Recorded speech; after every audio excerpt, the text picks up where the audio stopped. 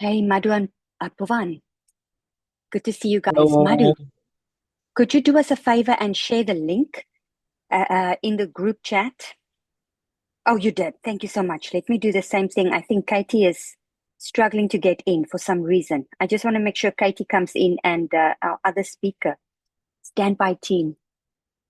That's a familiar face there from Taiwan.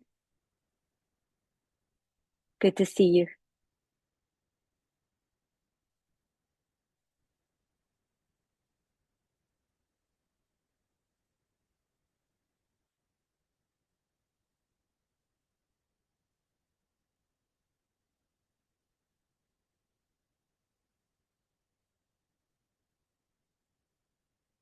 Okay, we are just sharing some links. I see Erin is coming in as well.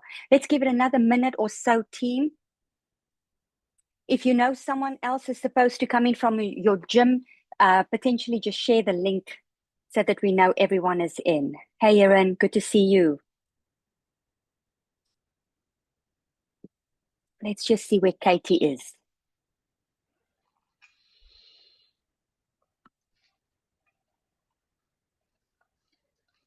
Hi. Hey, hey, Jess, how are you? Yeah, good. Thank you, Ria. Good to see you. Yeah, good to see you too. Okay. Today we have a coach join the meeting, which is Wonderful. Mike. Yeah, level three Okay, trainer. good to have Mike here. I worked with him a few weekends ago in Taipei.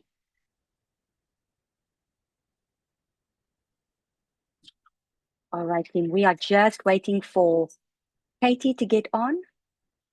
Oh, here he is. Yes. Hey, Ed, welcome to your first webinar as an affiliate owner. We're so happy to have you here. Hi, everyone. Hi. Thanks so much, Ria. Thanks so much. Hi, everyone. Hello. Morning Hey, or afternoon. Katie, So Hi. how is the technicalities that side? Are we good? I think I'm sorted. Thank you. Apologies for the delay. Okay. No worries at all.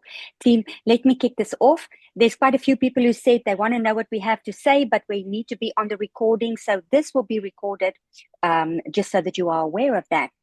This week, or with this webinar in particular, it's a very interesting topic. Of course, everything is about the open at this stage, but how can you leverage people to stay with you and increase member retention? So people don't just come in for the open and then they disappear, but how can we actually set them up for success so that it's more feet consistently coming through our doors as business owners?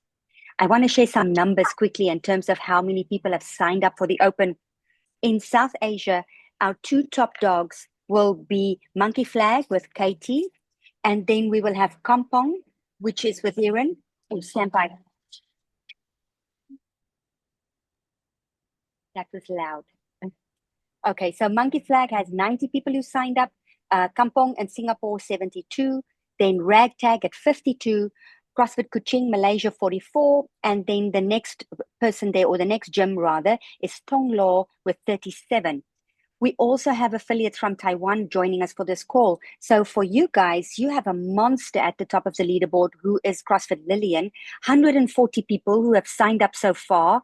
Goodness me, congratulations if you guys are here. And then we have Zohui, Jess, I'm sorry if I say that wrong, with 59 people who signed up. And then Hong Tai with Peter and the crew and Jackie at 45.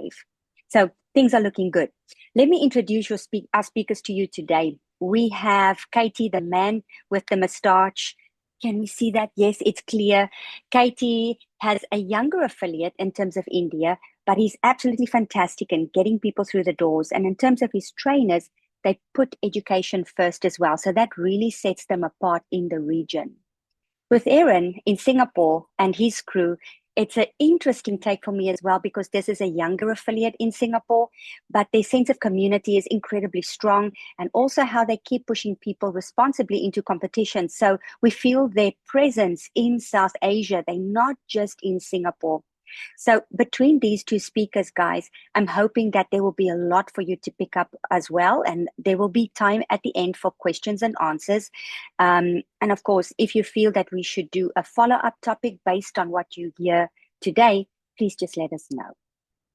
I will hand over to Katie now. Katie, go for it.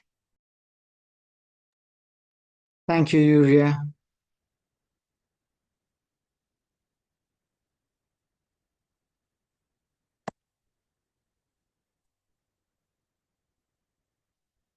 Just want to check if my screen's been shared well enough. If someone gives me a thumbs up. Now it's All better, right. it's bigger. Awesome. Thank you. Okay, good morning, good afternoon to those of us that have in other parts of the world. This is officially, after the past couple of years, the season that I look forward to the most. So I'm honored that I get to share this with you all. And as Yuria was saying, my recent sort of focus has been in terms of how we can use the open, not just to build excitement or get people to come in because they saw it on Instagram or said, hey, I want to try this open workout at your gym, but instead, how do we use this to keep members for the long term? And that's what we're going to discuss today, which is retention, which is, as we know, is one of the biggest tasks as gym owners, is not just getting new people in, but how do we keep them coming back for years and years? And that's how a successful business is built.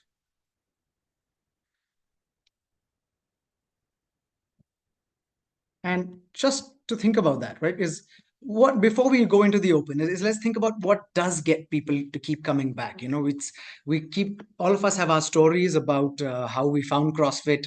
It must have been the main site. It could have been a friend slyly took you in for a class, something of that sort, you know.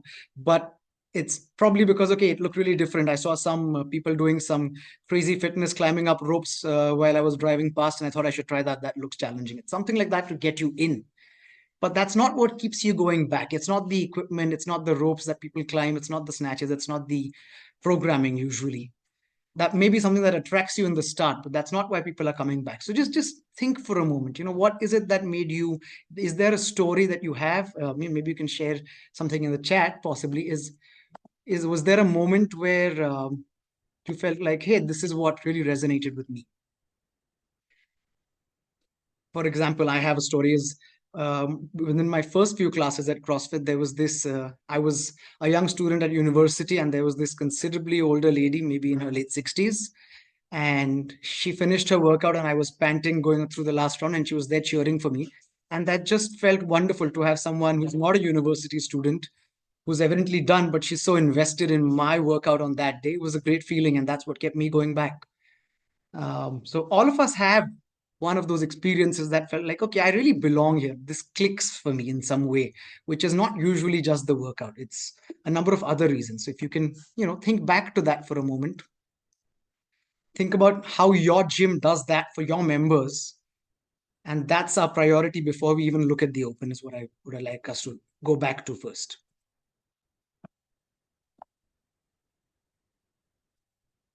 So let's think about it. Retention as a game is, in terms of getting people back, it's an emotional perspective. It doesn't have to do really with numbers. It's not that I didn't get a snatch PR for the past 5 years, so I'm going to stop going. That's not how it usually works. Our members aren't just looking for PRs. Sure, we want results, and the only way to get results is to get people to keep coming back. So I think results come at the bottom of that table, though. You're not going to get them results before they give you a little bit of consistency. So what is it that people are chasing? And what it seems like is it's connection, right? Is that they get to come to the gym. There's a coach who knows their name. There's other members in the class who care about how they're doing. Just like I said, when I started off, there was this lady who was there rooting for me. They made friends. There's fist bumps. There's high fives. They suddenly realize they can carry their grocery bags. They're confident enough to take long walks on the mountain with their friends if they need to, take their dogs for a hike, carry their kids around. And then they start identifying with that community there. That's usually it. And do most of us agree? Is that how it goes for our members that turn into our lifelong members, right? That's the journey. And then because all of this happened, they kept coming back. They're doing 3 classes a week instead of 1 a week now. And suddenly they start seeing results. They've got a little more muscle. They don't get tired as often. They've got more energy in the day. They've lost a lot of weight. And then it really clicks. That's essentially how retention works. That's how we're doing it in our gyms on a day-to-day basis. Is I'm calling out names, I'm helping People feel confident with the scaling they pick. I'm helping them get their first pull up. We're possibly finding a little senior older member to go support a newer member. These are things that we do on a day-to-day basis. Maybe we don't think about them as much, but they're happening in every affiliate that's doing retention well. Does that sound about right? Now, if this is what we're doing on a day-to-day basis all year, let's think about what does that look differently during the open? That's my question, right? So when we're doing it, we're still doing hard things together on a day-to-day basis in class. We're reaching out to members who aren't doing a class regularly. We're scaling quite confidently, saying, I think you've had a bad day. Let's cut the load down. I think you're moving really well today. You look fresh. Let's increase that by 5 pounds. You're moving really well. We're doing all these things that are building confidence in our members. But when the open comes along, if you could drop this in the chat, and when I ask you to think about running the open at your affiliate, what's the first word that comes to your mind? How is it different possibly than your day-to-day classes? What comes to your mind? Those that are here from the 5 week of the open days, I'm sure stress is the word that comes to your mind. Extra work. Yes, Yuria, thank you for sharing that honesty.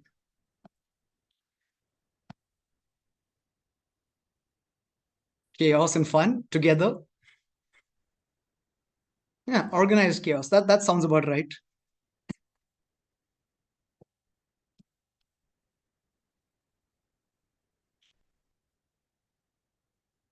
Stress and excitement all rolled into one. That's right. So there's a little positive energy there, but there's also these stressors that we have. And I feel like the more, so as we go ahead, what I want to think about is what is it that we can do? Extra work. That's it. That it becomes more similar to our day to day and less about this big stressful event that just is a big heap, a mountain load of work for us. And if we can in some ways figure out that connection and build on what we do anyway every day, it's going to make our members' lives easier and our lives easier. And hopefully, as a tool, help your business grow. But thank you for that honesty. And it's all of these things. It's not that it's always just one of the positives or it's a breeze. It's a combination of that joy, that happiness, the PRs, the first wins, but at the same time, all the extra work that we've got to put in. But what we want to think about is we want to keep it as a way to amplify our existing culture. That's what I'm saying is we want to connect what we already do on a day-to-day basis.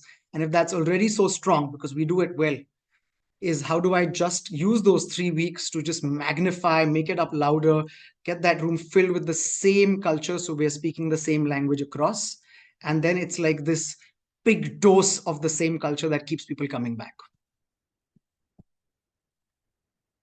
So yes, on one end, it's about maybe a competitive athlete in the gym wanting to qualify to the semis or the games. It's about the first muscle up. It's about the first pull up. And it gives us all these opportunities, and that's great.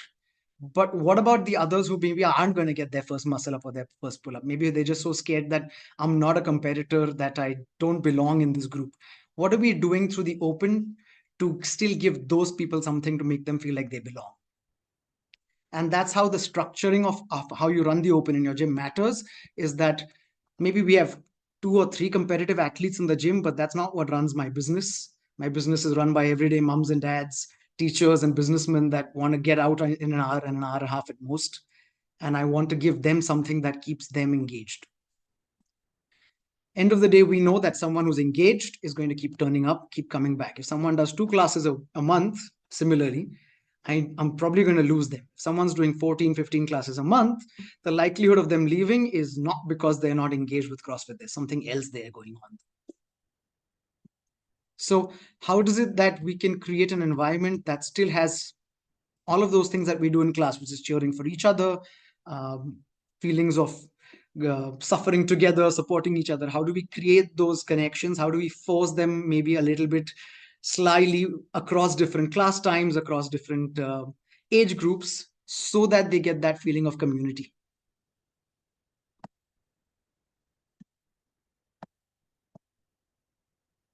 Oops.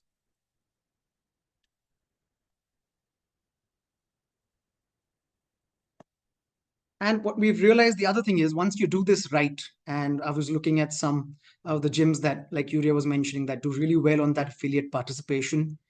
And here's what a couple of affiliate owners that have been speaking on social media, writing articles, have been saying is they look at it as a way to decide how the health of their affiliate is really doing.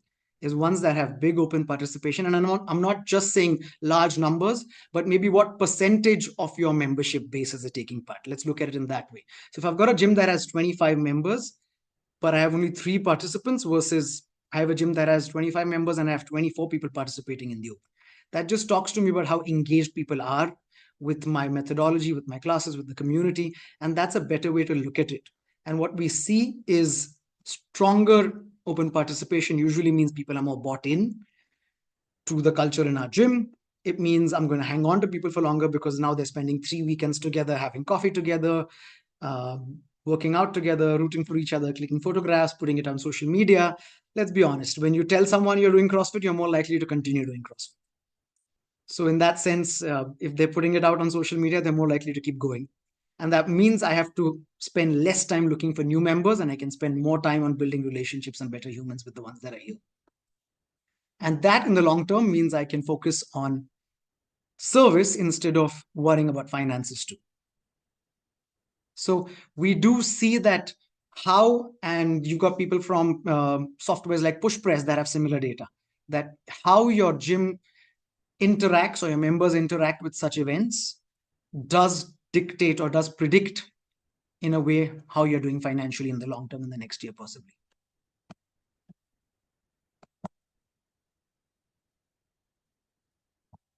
Right. And what are they saying they're doing?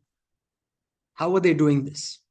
The first thing is they're very vocal about it. They're putting it out maybe even months in advance, saying, hey guys, we're going to do the open as a community. Here's what it's about.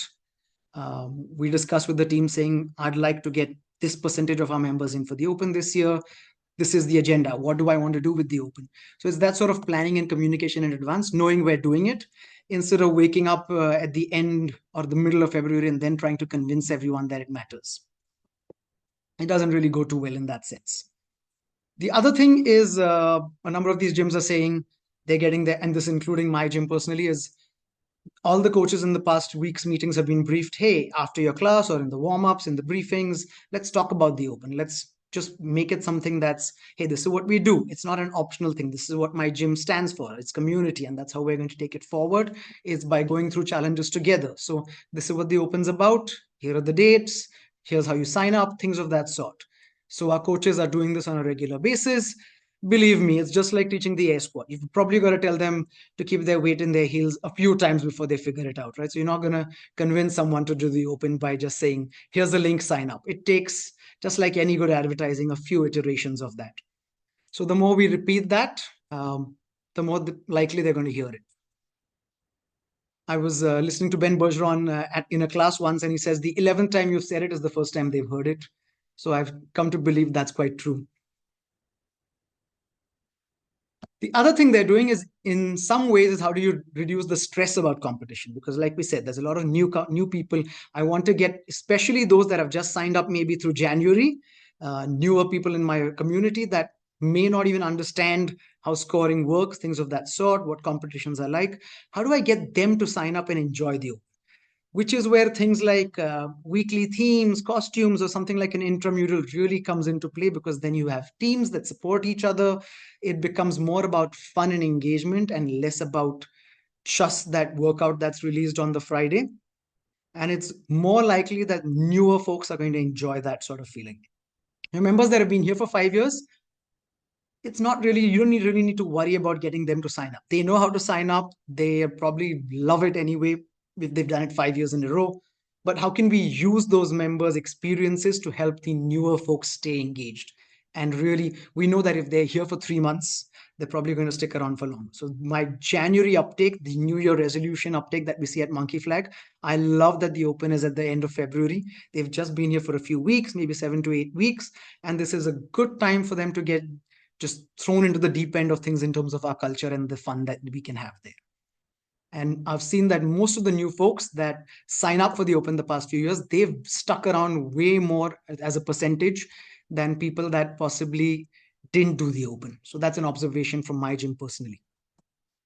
And then the fourth thing that we see these gyms are doing is they're really using the CrossFit media and marketing and templates that are out in the toolkit, because it's just easier. It's leveraging a sort of wave of social media posts that are already out there. This year, we even see so many fitness influencers and funny accounts that sort of put out memes, also pushing for the open in that sense. So it's nice that when we put out media, it has the similar graphics, even if it's got our own photographs, is because our members now feel connected, and then they get to see the similar things from around the world. So if you see that there are other competitions that do social media really well, we don't have that sort of marketing budget as an individual gym. But if I just leverage some of the stuff that's already out there on the internet, it makes my life a lot easier. So that's the other thing. These are about 3 to 4 things that most gyms are doing well. Now, that being said, how you run it is entirely up to you and your gym and the numbers that you have, right? So it could be as simple as, hey, I communicate this, my judges and coaches know how I'm doing it, and then we say, we're just going to do it in regular classes. So maybe each member judges their buddy, and then vice versa through a 60-minute session, and that's it. The lowest amount of effort that you need in terms of organizing. Just run it in your regular classes. But still with the thought that how do I create a positive experience for my members?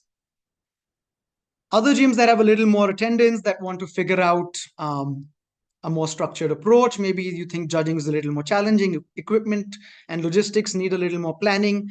Maybe you scrap your classes over the weekend and we set designated hours for the open and we have heats set up. That's how I've been doing it at Monkeyflag now the past couple of years. As numbers increased, it got really difficult to put over 100 people through the workout if you have just 5 or 6 rowers. So we had to have designated heats and people sign up for those over time. So regular classes started to go out of the window as our numbers increased. Which means if there's this disruption, I've got to also communicate that in advance. But it's a little more work, but it just makes things more streamlined. And then it's the big party Friday night lights sort of thing that you'd see in the western part of the globe maybe. But most of Asia, I think, does Saturday mornings well, because the workouts come out on Friday morning. It's given us enough time to plan heats, things of that sort. So it turns out to be a big party with breakfast and coffees usually here where I am. It may be different where you are, but some sort of consolidated hours where everyone comes together and you throw sort of a party at the end of it. And then the one that takes a little more work is the intramural. That's how we've been doing it the past 2 years, and this will be our 3rd year. I'll talk a little bit more about that as we go on. But from minimum effort to maximum effort, you can choose or mix and match in a way that you'd like to, but the hope is you communicate that with your team and your members in advance, and then you stick by your guns till the next season. Once you have that sort of clarity, it's just more likely that your members are going to be at peace. The other thing I realized is when we did designated open hours and cancel classes over the weekend, people sort of had no choice but to sign up also. So it's a little bit of pressure there, because you're not going to get a workout in otherwise. I mean, you could have a corner for open gym for yourself, but if I have a tinier facility, that doesn't become feasible either.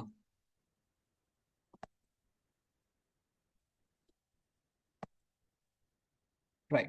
So learnings over the past few years for us is we really, really wanted to keep that same energy going. And to do that, we decided to work with the intramural. Now, the agenda was simple, is avoid all the drama that comes from competition, which is who's winning in what age group. And it's about me doing a redo to beat somebody else, and make it more about contributing to the community, more about connecting with members you've never met. So that was the agenda with the intramural. And as the numbers grew, we realized that someone from the 8 a.m. class did not know anybody from the 5 p.m. class. So that was a good opportunity to create a wider connection with the whole community. So we started breaking them up into different teams, randomly assigning them using softwares, and then looking for team captains that really stood for what we wanted.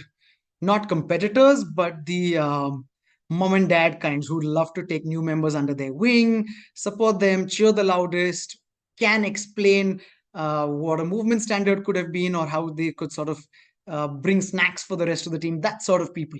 We made them captains, helped them a little bit to sort of deal with the pressure of being a leader, but it also helped identify folks that could possibly be coaches in the long term later on. Once we've identified those, we start working towards what are the things that we really want to reward. So is it just winning the workout? That's not what I want to reward. So the points that a team gets are really small for placing first or second or third. We do reward it because we still want to showcase how fit people can get. But we started giving attendance for just doing the open workout, or if you attend all week, you get extra points for your team. You get to vote for people that were really supportive and they win extra points for their team. So what are ways that I could really highlight the culture of my gym and just sort of, for points, get people to really, really demonstrate that. And it's surprising how 2 points on a leaderboard that gives you nothing except bragging rights can make people behave in such amazing ways. So that's what we started seeing. People started getting lemonade, coffees, breakfasts, writing notes for each other, creating posters, all sorts of things that was just about support. And that's where the intramural really shined through. What it does need is a lot of back-end work that I need to plan in advance, maybe a couple of Excel sheets, deciding on challenges and rules in advance. But once it's in place and you've hammered that out with your team, it just seems to highlight all the positives and really downplay any drama that you could have because there's just too much competition in the open. And that's usually what is the put off for a lot of people is others are judging me for my capacities, things of that sort. The other thing that we decided to do is we wanted our judging to sort of be as at par with a good competition and at the same time be fair to everybody. So we spend a few sessions where we brief judges or we let them practice in the classes before the open comes around. And now we have a nice pool of judges that just need a little bit more hand holding later on. But what that does is it lets all the newer members feel safe too. We don't want judges to think it's an us versus them and no rep is what I'm really focusing on sort of attitude. It's got to be fair, but it's also got to be supportive. So how do we just brief our judges? We help them understand how to be that way. This is not always about getting someone to win, but just keeping it fair. So we do spend a little bit of energy on briefing judges. And I was really hesitant in the earlier years to ask people to come in and give extra time. But because judging gets points for their teams in the intramural, people are really happy to come spend extra time is what I've realized. And you can lean on your community. They do like the fact that they're contributing to something that you do at your gym. So don't feel shy to ask them if they can spend an hour or two extra as judges. And in return, they get to win points for their teams. They become really, really valuable for their teams, even if they're not the fittest person in the block.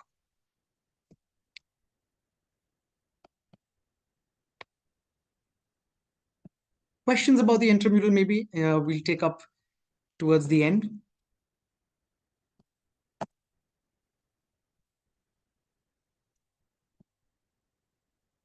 As I was saying, in terms of operations, once the intramural is in place, it's just being very clear with what we're standing for. If that's not objectively communicated in advance, again, it turns into this chaotic, tiring weekend, and then after weekend, and by the third week, nobody wants to think about the open. So it's just, we've pre-decided our heats.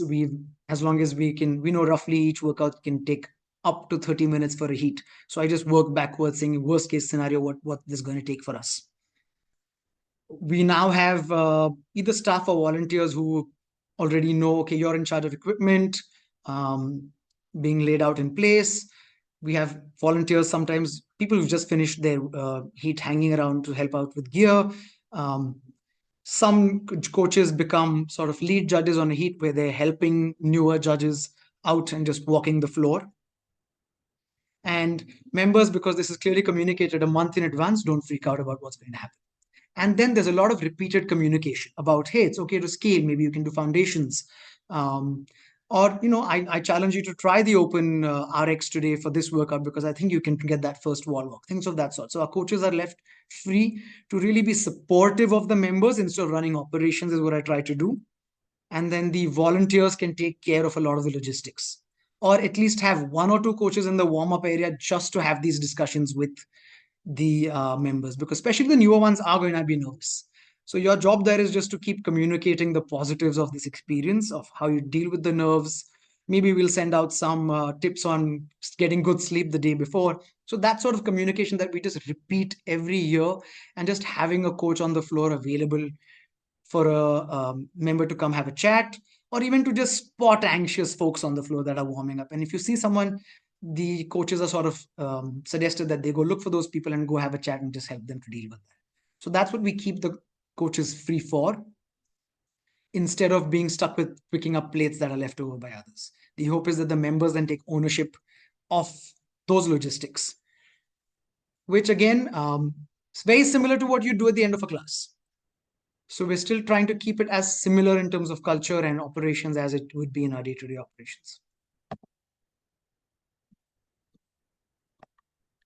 Right, before we go on, I'd like to bring someone else to bring their perspective in. So Irene, you here? Yep, I'm here. All righty. I'm here. I hope that what you say and how you run it at the Open in your gym sounds a little different, but the energy and the vibe is still the same, right? So if you could tell us, how do you run it? Do you do an intramural? Do you do classes? Yeah, yeah. So before, hi everyone. My name is Hiran from CrossFit Kampong in Singapore. Yeah, our gym just celebrated 6 years just last week. So yeah, it's been a while. Been a while. Yeah. So diving right into the Open, I think for us, honestly, it's quite similar to KT. A little bit of differences here and there, but I think the main point is that the Open at the affiliate level is not just a fitness test. It's also a community experience as well. Yeah, because I think a lot of people are just so focused on having their peak performance. That's the only reason why they sign up. I think that's not about that. I think you and I know that it's about everything else as well. It's about having all the entire community coming together to do this same workout, whether regardless they're fit, they're not fit whatsoever, it's the same thing. And it's just the experience of having fun together. I think the success is when the members say they have fun, they feel supported, and they're just glad that they actually did it in the end. Yeah, so belonging matters as much as the performance. Yeah, so that's how we approach the Open here. I think logistics wise, honestly, is very similar. We do have coaches and volunteers helping out as well, and having our members to do the judging as well. So they do take the judges course. So how we run it is actually about 14 packs a class. So we'll split into two groups of seven. So seven will do the workout first, while the other seven judges. Then after that, they take a short break, they warm up again, and then they go for the next round. Yeah.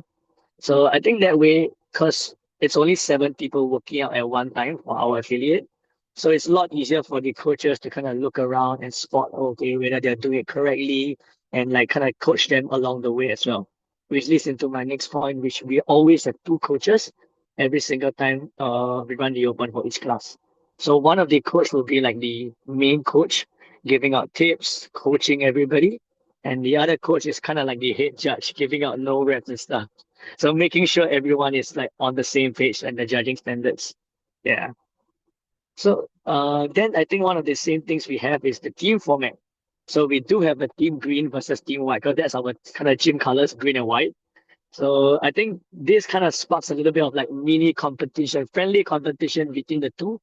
But it's not just in terms of fitness level, because we do give awards for like the Kampong spirit, which is basically like the spirit of the games, kind of similar to the CrossFit games. So we give it to people who are like the most encouraging, they cheer on their friends and stuff. But we also want to award the people who are the fittest. So we want to support both sides of the spectrum, the fit people and also the most encouraging people. So both of these groups of people get recognized. So while I think as Katie mentioned, the Open is not so much on all the the competitive people that want to perform well. The main majority of people is the everyday people, the moms, the dads, all right, the teachers, the businessmen just coming in to have a good workout. So I think having a balance of awarding these two groups of people is what works for us very well. And I think a little bit of incentivizing them helps as well. Like I think just a few days ago, I had 66 signups. And then I said in my group chat, it's like whoever is the 6-7 person will get a free sign up because of the the Gen Z trend, right? 6-7. Yeah. So I basically paid for their sign up for the 67 person. Yeah. And I think I actually only adopted, because I've been running the Open for 6 years. This is my 6th year running the Open in my affiliate. The first 4, we weren't an affiliate yet. The last 2, we were an affiliate. We only started this Team Green and Team White thing just a couple of years back, which I think really helped a lot to shape our gym identity because it really brought everyone together and letting the members choose their captains really let the leadership spreads within the community. So it's not just the coaches that do the job. Like the members feel like they're really part of something as well. Yeah, so I think like Katie said, honestly, the captains that they chose is not really the fittest people in the gym. It's the people that are like the moms and the dads, like really, let's do this together, let's push together, yeah, kind of thing. So that was really fun. I think one thing that we did last year was really nice was having weekly team nominated showdowns. So like in each of the individual teams, we will choose one participant to go head to head with Team Green versus Team White, regardless of their fitness level. It's just to kind of just get everybody involved, kind of like a UFC kind of thing, like just showdown. Yeah. So that really helped a lot. Yeah. And I think what helped manage our fatigue. I mean, now I'm very thankful that the Open is 3 weeks because it used to be 5 weeks, right? So that was a nightmare having 5 weeks of the Open. I mean, it was fun to do, but logistically, it kind of sucks. But with the 3 weeks now, it's a lot easier because after the first week, it's just 2 more. Once they're done the second week, they might be tired, but it's like, hey guys, it's just 1 more week and we're done. We can go for our post-Open celebration, which we do every year. Like we'll book out a venue, we have karaoke, we have pool table, darts, and just a whole lot of pizza and drinks just to celebrate like the entire close of the Open. Yeah. So yeah, I think that's how we really run our Open in affiliate. And I think what I just want to say as a final message before I pass it back to Katie is really just the Open is where our fitness and cultures are proven. So it's not just the fitness level of who is the best gym in your country, who is the best gym in Asia kind of thing. It also proves your gym culture, whether the community is strong, is together, is banding together and stuff. Yeah. And it really just starts with us as affiliate owners. Like I don't think it's nice, let's say if like the affiliate owners and coaches are preaching about the Open or like just hey sign up the Open but we're not signing up the Open yourselves. Like personally, like when I started doing CrossFit and doing the Open, it was just one goal to be like the best CrossFitter I can ever be and to put myself up on the leaderboard. But it's like over the last few years, the mindset kind of shift a little bit. It's more to like, okay, doing it in the community, gathering everyone together. And it's honestly so much like more fun, to be honest. Like just seeing your everyday people push so hard. Like you see, I think I have one member that comes just twice a week and they barely push themselves in the class, but somehow during the Open, they are just on fire, killing themselves every week. Like just for that 3 weeks. So it was nice to see them like, oh, so you're finally pushing yourself now. That was really nice. So I think even as affiliate owners, like, well, we are not as fit as what we used to be. We still put in the effort to show up for our members as well. Yeah. So I guess that's how we do it here. Thanks, guys. Love that last bit. And I think that your members really look forward to seeing you suffer alongside them, right? Put in the same effort that you're living what you're preaching in that way. I agree. So even if I'm traveling, I'll make sure I come back to do the Open at my gym instead of doing a drop in, just because it means so much for my members to see me do it along with the other coaches. More than how you place or how you rank, but just how you're doing it. Thank you. And you were saying, there's that party that you sort of help people to just push through saying, hey, it's the last week and we're just going to go chill out, have a party at the end of it. So it's just sometimes just a good way to deal with the pressures and the extra work that we do. Yeah. The 5 week bit is I remember not having a day off for the week before, and then the next 5 weeks as a coach was the worst thing in my time as a coach, I believe, is just that amount of energy that it sapped from me. So that's the other thing I think we should all consider is how do I protect my staff and my team in terms of keeping their energy levels, keeping them sane, because they do need to coach class on the next Monday, right? So keep very well defined roles, I'd say, and protect them from saying, no, we're not going to have an extra heat Sunday 9 p.m. or whatever that may turn out to be because people asked for it. Just things to be more clear about.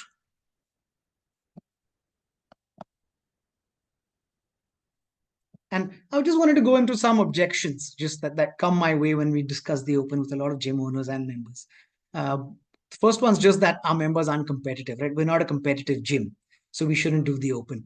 And I hope by now, by 30 minutes through this, we've come to this point that the open should not be about the competitive athletes for most of our gyms. It should be more about building an experience that we get people through the door a couple more times through the week. So it gives us the opportunity to make them feel like they belong in CrossFit instead of letting them feel like they don't belong in a competition. It's how I think of the open and what I treat it as. So it's a tool where I want people to feel related to it, that they belong to this global community of folks. Hey, there's 12,000 or 14,000 others in India or in Asia doing this at the same time on Friday morning, and we're all going to do this together. When we say that out, that means something to our members. So that's what we're trying to build on, instead of saying the open is a way to qualify for the games. When I put it that way, no one's going to connect to that. So it's how am I pitching this? What am I saying that it is? So when my new members ask, hey, what is this open? I say it's the largest party we have every year. That's what it is. And then it's a little bit of a competition on the side. But essentially, it's all of us coming together and just living a great weekend. So that's how I want to pitch it. The other objection that I see is that, hey, there's a lot more competitions now, right? The open doesn't seem as relevant because social media has a big up with, there's a lot of other things going on. There's local competitions. There's things like High Rocks, and there's so many others names that we don't even need to drop. But here's, and that's why this little reference, I'm not sure if anyone got it. It's Alice and the Red Queen from the book called Through the Looking Glass. And I just, it just sticks with me is earlier on. So Alice tells the queen that, hey, in my country, if we run for very hard for very long, we usually get somewhere. And she says, what a slow country that is. In my country, you've got to do a lot of running to just stay in the same place. And if you want to get somewhere, you've got to run double as fast. And I feel like that's where we've come. There was a time when there was no fitness racing. There was no other fitness competitions other than the open and CrossFit. And now there's 10 other happening every other weekend. So if we've got to stay relevant, we've got to double down on what we do well. We've got to work harder to make the open more about our culture and less about a fitness race. And that's what it comes from evolutionary biology, where the gazelle has to get faster, then the lion has to get faster, then the gazelle has to get faster again just to survive. That's just how evolution works. So as CrossFit affiliates, we've got to double down on our skills. Run faster in the CrossFit world would be what our culture stands for, is that camaraderie, that community, that coaches really care about scaling appropriately for you, things that we do in class, and the open should give them a feeling of the exact same thing magnified. Because if they just wanted to run around in a loop and sit on some machines on their own individually alone, they've got a ton of other options to go do that. Why do they need to do the open and suffer through burpees and thrusters in your own gym? So we've got to give them something that is different from these competitions. And I believe we have the template. It's just that we're probably forgetting what it is like to double down on those in competitions. And once we figure that out, I think the competitions we host will start reflecting the same things, not just the open, but any other events that we do too. It's having that clarity about why am I doing this in my gym? And then suddenly it all makes sense.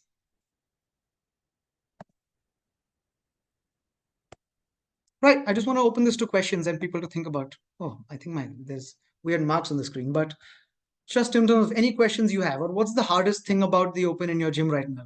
We've got a bunch of affiliate owners and coaches here. Maybe you could brainstorm a little bit.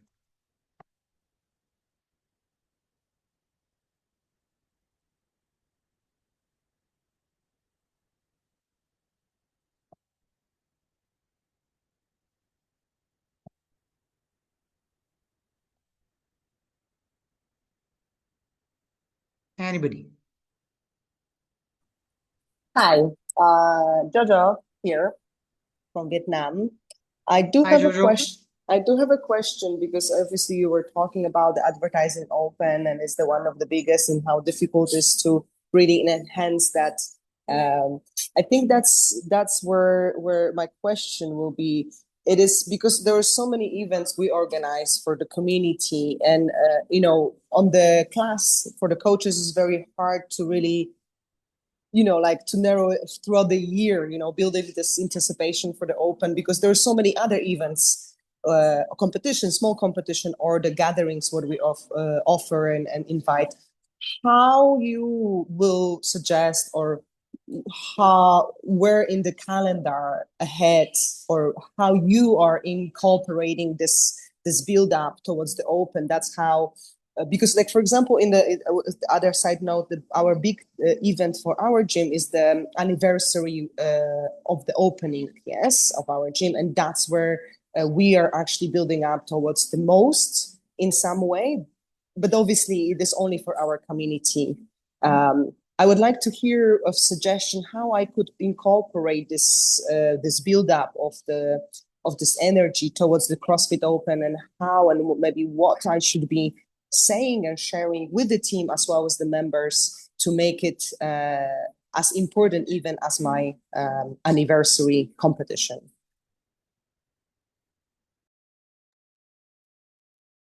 Thanks, Jojo. I have a couple of thoughts. So over the years, I've realized that I've started limiting the amount of events we do, and I've started keeping a consistent calendar. So most other competitive things stop around December, and then we don't do anything till the Open comes up. So that's the next thing they're looking forward to. And I'll plan the calendar around that. So we've got one local competition that we host that will end in December or November, and then there'll be a pause or a break.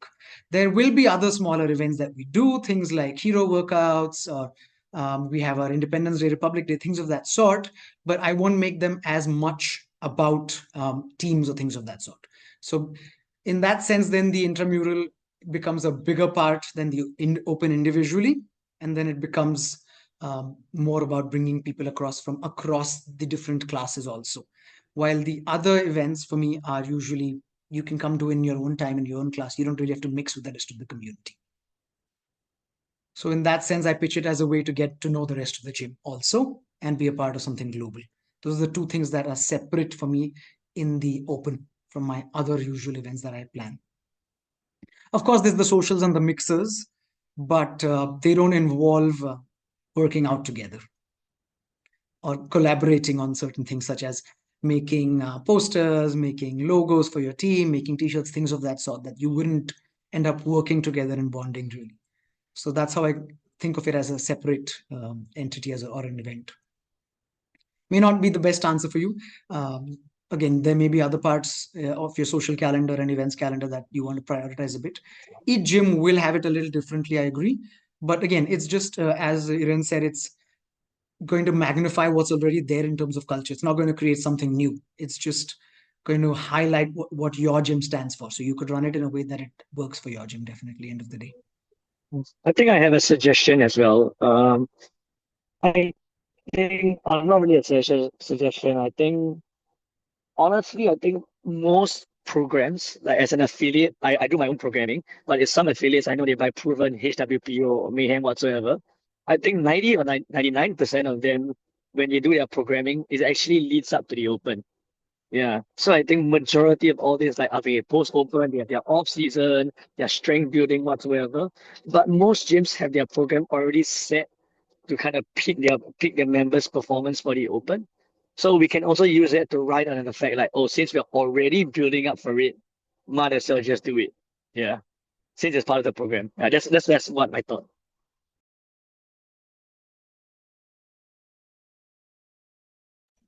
Thank you so much. That's I think that's definitely, as you said, Erin, we do build our programming ourselves and around the Open, which is obviously helping us to lead to those. But definitely the calendars in our community is packed so much that it's always very hard to build up towards. Unfortunately, it's aligned this year, unfortunately, with the renovation in our gym, which was very hard, and it is very hard as well this particular year to get this people. But yeah, I think I got ideas. Thank you so much, guys. That's awesome to have you here.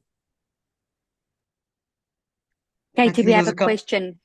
How do you go about forming teams during the intramural to make it more balanced? That comes in from Alvika. And then Ed says he wants to know more about that as well. Right. based on, so like I said, number one is we will make the scoring in a way that it's not just about performance in the open. So that already does put a little bit of sort of balance out there, because once I even randomly assign people, there will be folks that are the fire breathers, and then there will be folks that will win points just through attendance. Last year we had 5 teams, and what really tipped the scale to was either the votes that people gave for someone that really inspired them. So we had like a spirit vote, and then it was attendance. So the team that just had more consistently attending members in classes won, instead of the teams that had really strong athletes in them. So it's how you sort of structure the matrix in terms of points for the intramural that helps you do that. And then the other thing is, if you've got enough masters athletes, and so I try and get an even number in different age categories, and males and females, just try and divide them in that sense. But then everything else would be random. And then I'd control for the fire breathers all being put into one place by having the points leverage for a number of other things. And then the weekly challenges having more weightage, the spirit and how they show up for others having more weightage than how they perform for the competition as an individual. And when you do that, even if you get all the fire breathers in one team by any mistake, they're probably not going to win all the points for attendance or hang around and pass on iced tea for their teammates or for the other teams. And if that doesn't happen, then they're probably not going to win the intramural either way. So it sort of just takes care of things if I structure it and I make sure I'm weighing in for things that I want to highlight. Hope that helps. We have one more question there, and that is about fasting months from Poovan is asking. Fasting months soon. If you have Muslim friends and some fitness races are clashing, so they are concentrating on those. Any way to work around that? I don't have to deal with that as much where I am. So if does someone else have an answer towards that? What we would usually do in Singapore is we would simply, if it falls during Ramadan, we would basically give our people who are fasting, give them first choice on when they want to do the workout. So for us in Singapore, because our group is so small, we can still do it on a class format. So we would go, for example, for many years, what we did, especially after the pandemic, we would run it on a Monday. So whether you are signed up for the open or not, when you come in on Monday, you're doing the open workout anyway. So if it does fall during fasting months, then the people who are fasting obviously will come and do it. Either they will come in the morning or they will do it as the last session of that Monday. So that's one way that we worked around that. Poovan, does that answer, or do you want to add something there?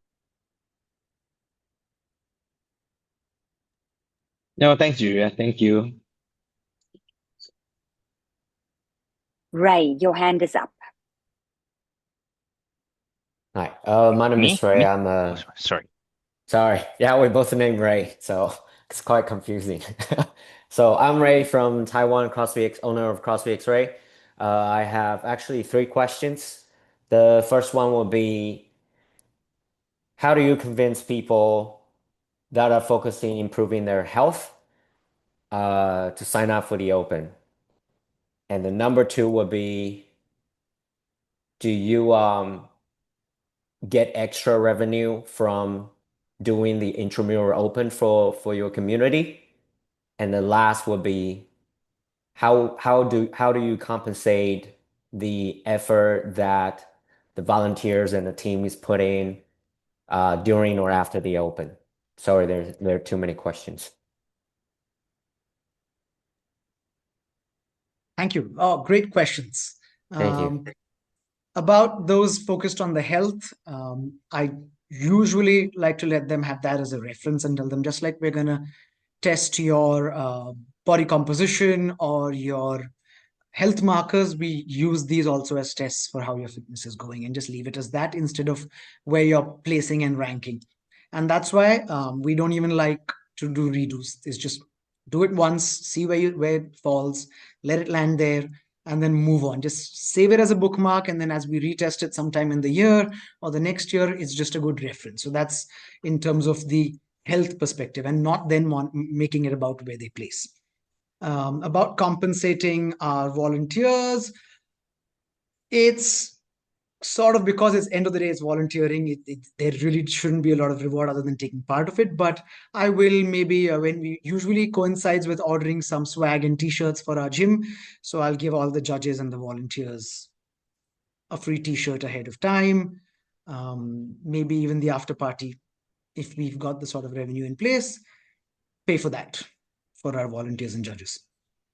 The coaches are all on full-time usually in my gym, so we don't need to pay for extra hours per se, but we're just more mindful that we don't want to add on any other workload in those 3 weeks beyond the open itself, because there is a lot of work there.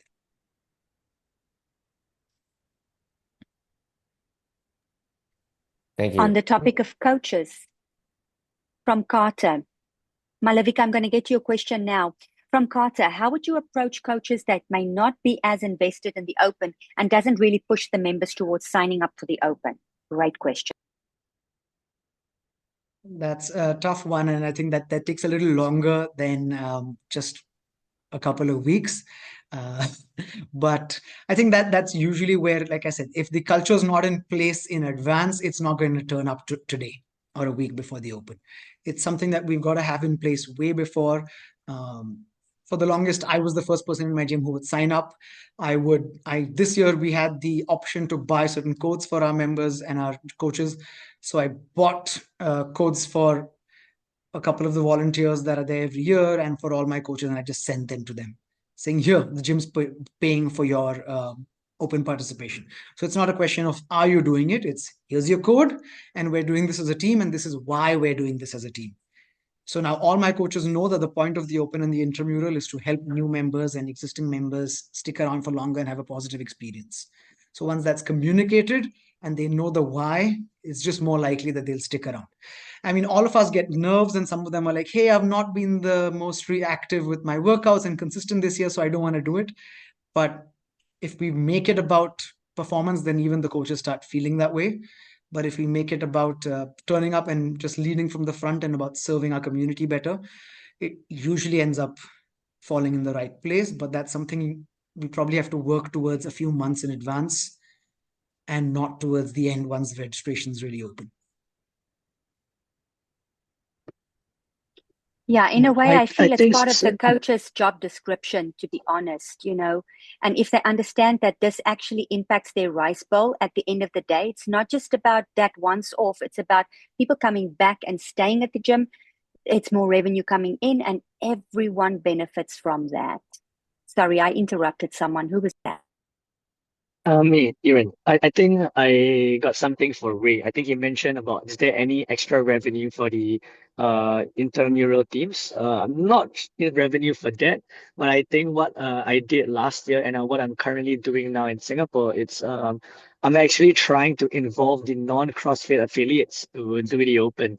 So I'm sure there are like a multitude of other fitness gyms out there. For example, just to name drop a few, F45, BFT, I think Rebel is coming up so big nowadays, in terms of Singapore. So, but they're basically doing something kind of like what CrossFit affiliates are doing. So I think what I do as a gym in Kampong is we try to reach out to these people like, hey, do you want to try the open? Since you're doing something kind of similar, like why not do it? So we have quite a bit. I think we have about like 7 to 8 people that are not from our affiliates, but they are signed up under us. And we actually have like a special drop-in rate. Like you pay like $88 and you get to come for the 3 weeks of the open. So that's just extra revenue that we can bring in from people from other fitness gyms that are not CrossFit affiliates. So that might help you in a way, I hope. Yeah, I really appreciate that idea. Like, it really helps. Thank you. Thank you. Yeah. On my end, the first year I thought I won't charge. The second year I thought I should probably put a price to it. But because we added some social media bit to the points on the intramural, the added revenue and leads that I got from the content that my members created kind of offset all costs that I had to put in myself. So I realized, hey, you know what? I don't need to charge for this, because by the end of March, in April, I'm just getting like 25 new leads through social media because of my members' engagement. So it just makes it worth it for that reason, even if I don't charge more. Very valid perspectives here. Love it, guys. Team, we have one more question here coming in from Malvika. She wants to know, could you please elaborate on the themes you mentioned that you incorporate every week? All right. So how it's come to fall now is the last week's usually about outfits. So I put out a random theme about we're going to work out in a certain outfit, and your team comes up with their own theme sometimes. But that's usually the last weekend. And it's just people dressing up as funny characters or things of that sort, because it seems it really worked well, and goofy things like that takes pressure off people. So I think that's a theme that sticks. I want to take it one level up and turn it into walking on the ramp before they do their heat this time, but maybe we'll figure that out. The first week usually is, in some way, I've got to find a theme that gets them to get to know each other and sort of work together, because they're usually from different classes, different times. So I pick activities that would need them to just work together on things like coming up with a team name, on the lowest end of things to maybe even solving certain tasks or puzzles together, just things of that sort. And then the second week, you can just go crazy, whatever you feel like. We had an obstacle course the last time, keeps changing. The second week's the most challenging one in that sense, because I've got to bring more creativity in. The first week and the last week are kind of set for us now.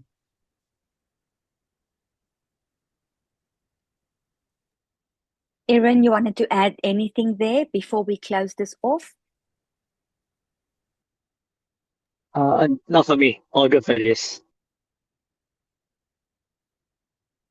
All right, guys. If you have any questions, please feel free to reach out to your country manager with those questions, or maybe a follow-up call. We're very happy that you joined us today. Katie and Erin, thank you for a very engaging presentation. We appreciate that. And as you guys know, we need to take a photo to prove that we actually were here. So if you are willing to open your camera, let's take a quick photo. Once again, we appreciate your time. Photo will happen now. Big smile. 3. Hey, Borky. 3, 2, 1. Thank you, team. Good to see all of you. Have a splendid day and good luck with the Open. Thank you. Bye-bye. Thank you, everyone. Thank you.